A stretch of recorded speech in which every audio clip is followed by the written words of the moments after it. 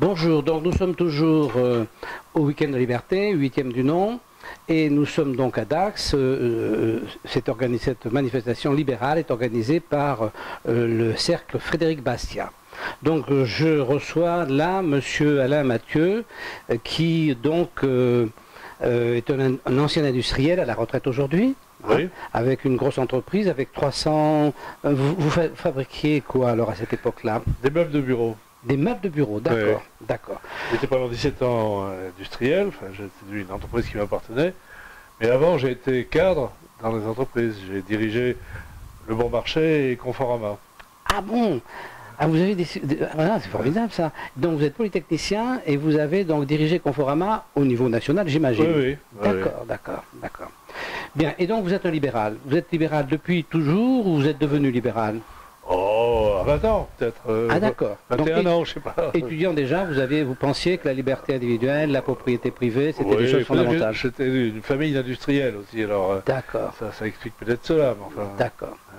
Bien, alors Monsieur Alain Mathieu est venu présenter, à participer à un colloque, et donc il nous a exposé cet après-midi, que vous pouvez donc trouver sur le site et qui est tout à fait passionnant. Il nous a exposé un travail colossal qui est une comparaison entre les progrès et les dispositions qu'ont pris certains pays par rapport à la nécessité de se réorganiser, de maîtriser des dépenses, de penser la politique et la société. Donc certains pays ont fait des réformes, donc votre vision est mondiale. Oui. Vous avez fait un exposé mondial. Les réformes réussies que j'ai citées, elles sont principalement en Europe. Il y en a au Canada aussi, mais enfin elles sont principalement en Europe. Voilà. Ce sont des pays européens qui ont réussi à se réformer. Voilà. En ça, vous étiez un petit peu finalement en contrepoint de M. Charles Gave qui nous a expliqué qu'on n'avait aucune chance de s'en sortir. Et vous pensez que... si on fait comme ceux qui ont réussi... il n'y a pas de raison. On peut réussir, bien sûr. Voilà. Je ne dis pas que c'est facile pour les Français. Voilà. La réforme en France n'est pas facile. Mais il faut faire comme les autres, il y en a des quantités. Vous avez l'Allemagne, vous avez l'Espagne, vous avez le Royaume-Uni, vous avez la Suède, vous avez les Pays-Bas, etc. Voilà. Des pays qui ont réussi à se réformer et à devenir compétitifs. Voilà, et se réformer donc sur des points, vous développez les points sur lesquels se réformer. Ils sont dans les plus compétitifs du monde. Vous avez, il y a un classement des pays par compétitivité. Le premier, c'est la Suisse. Bon, lui, il ne s'est pas réformé, il était déjà réformé. Il n'est pas réformé. Ensuite, il y a Singapour, les États-Unis, puis après, des pays européens qui ont parfaitement réussi, qui sont dans les meilleurs du monde, voilà. Qui sont et qui ont un niveau de vie élevé, qui peuvent exporter, etc. Oui, donc notre déterminisme n'est pas de rentrer dans le mur. Il suffit qu'on s'organise un petit peu avec une volonté politique, et il y aurait donc la possibilité de rejoindre la cohorte des premiers, en quelque sorte. Nous avons les moyens. Ah oui, absolument. Absolument. Donc c'est tout à fait intéressant, je vous conseille vraiment d'aller voir la totalité de l'exposé de M. Mathieu, parce que c'est vraiment développé, c'est très technique, hein. Vous êtes effectivement, vous êtes polytechnicien. Non, on peut pas dire ça, c'est plutôt politique que technique. Enfin, j'ai cité trois études importantes qui ont été faites par des gens sérieux. L'OCDE, c'est un organisme de comparaison économique de différents pays.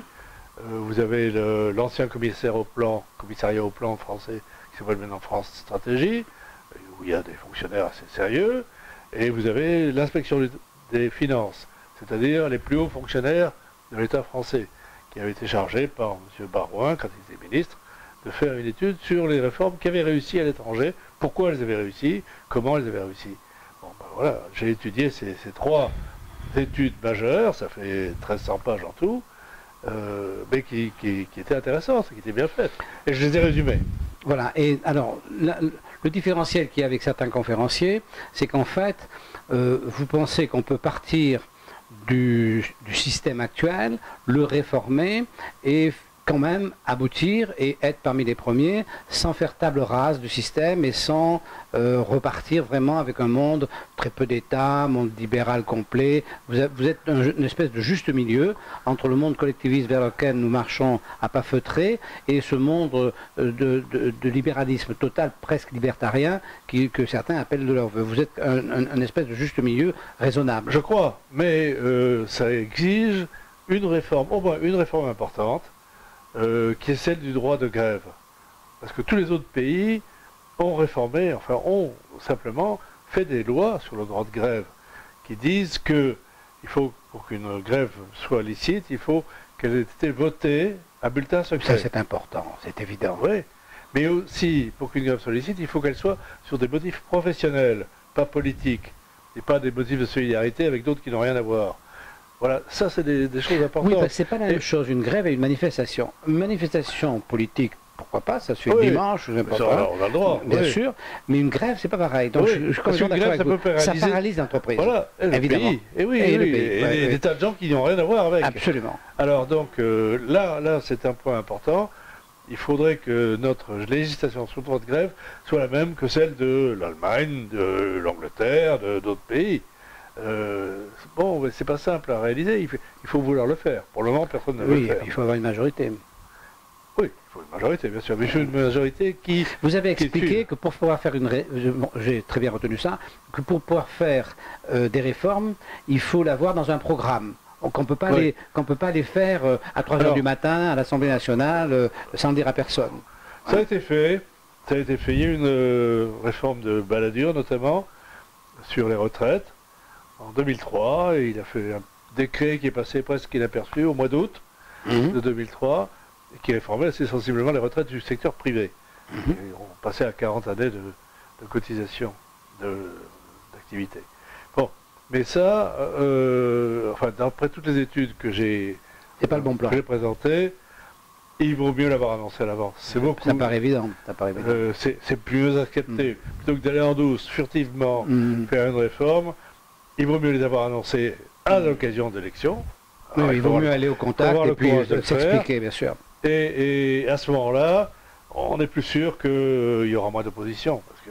Parce qu'il y a vraiment une légitimité politique à ce moment-là. Tout à fait. Bien, Monsieur Mathieu, voilà, nous avons un petit peu présenté tout ce que vous avez dit, donc je conseille à tous nos amis d'aller voir la totalité de votre exposé, et puis voilà, et puis on vous remercie d'être venu. Le niveau de cette année c'était assez étonnant, le niveau intellectuel cette année. Il y a eu de très bons exposés. Moi j'ai eu ici des gens, vraiment c'était de très haut niveau. C'est vrai. Merci. Au revoir.